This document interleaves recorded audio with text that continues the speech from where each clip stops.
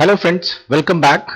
आज जिस वीडियो को आपके साथ शेयर कर रहा हूं वो है उन बच्चों की काफी डिमांड से बनाया गया है मैंने उनके लिए, जो कि इस समय डेटा एंट्री या फिर कोई भी लोअर डिवीजन क्लर्क में टाइपिंग टेस्ट देने वाले हैं।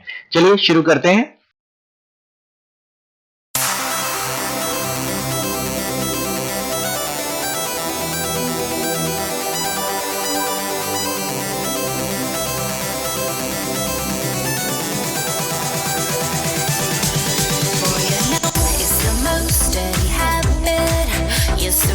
What you do when it's tragic, how you baby run, baby run.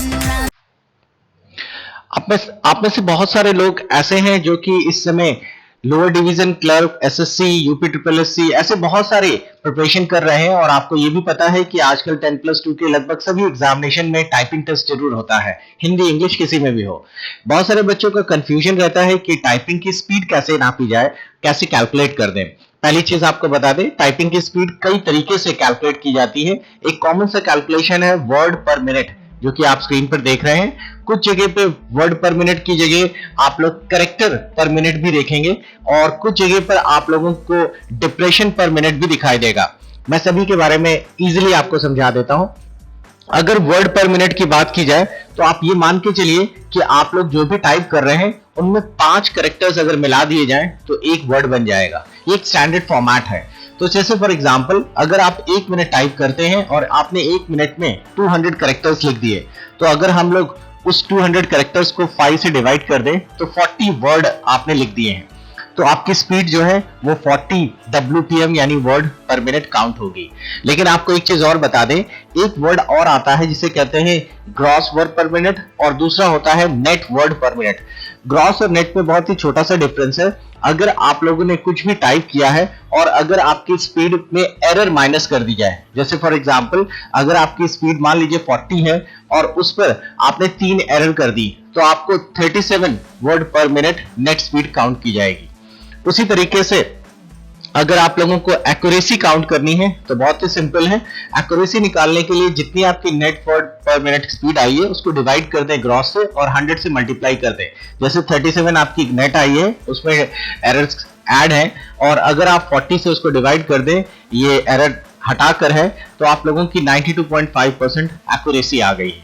अब थोड़ी एक्यूरेसी पर भी बात कर लें। आपको बता दें, आप लोगों के जितने भी एग्जामिनेशंस होते हैं टाइपिंग के साथ साथ, एसएससी में तो प्रायोरिटी, आप लोगों को 5% छूट दी जाती है जनरल कैंडिडेट्स को कि वो एरर्स कर सकते हैं। 5% से ज्यादा एरर होने पे आप डिस्क्वालीफाई हो जाते हैं, भले ही आपकी कितनी स्पीड हो।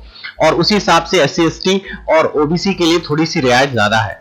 अगर आप लोगों को वर्ड पर मिनट के हिसाब से निकालना है तो बहुत ही आसान है। आप लोग अगर कोई भी वर्ड टाइप करते हैं, जैसे फॉर एग्जांपल आप 10 मिनट्स का टाइम ले लीजिए। ये टाइम सेट करना भी बहुत इजी होता है। आप लोग अपना मोबाइल का स्टॉप वॉच ऑन कर लीजिए, 10 मिनट का टाइम ले लीजिए और आप लोग वर्ड टाइप करना शुरू कर दीजिए। अगर आपने 350 वर्ड्स टाइप कर लिए तो उसको 10 से डिवाइड कर दीजिए, तो आपकी 35 वर्ड पर मिनट स्पीड आ जाएगी, लेकिन ये ग्रॉस होगी।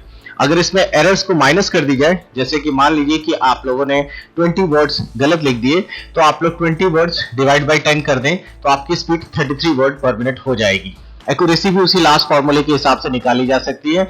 जितनी आपकी नेट आई है उसको ग्रॉस से डिवाइड कर दिया जाए और मल्टीप्लाई 100 कर दिया जाए, ये आपकी एक्यूरेसी आ जाएगी। तो ये बहुत ही इंपॉर्टेंट है।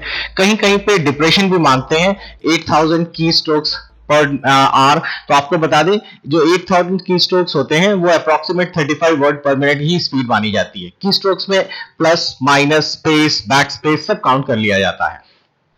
अब चलिए एक और इंपॉर्टेंट चीज आपके साथ शेयर कर ले, और वो है कैलकुलेशन ऑफ एरर्स। एरर्स किसे कहेंगे, कैसे एरर काउंट की जाए।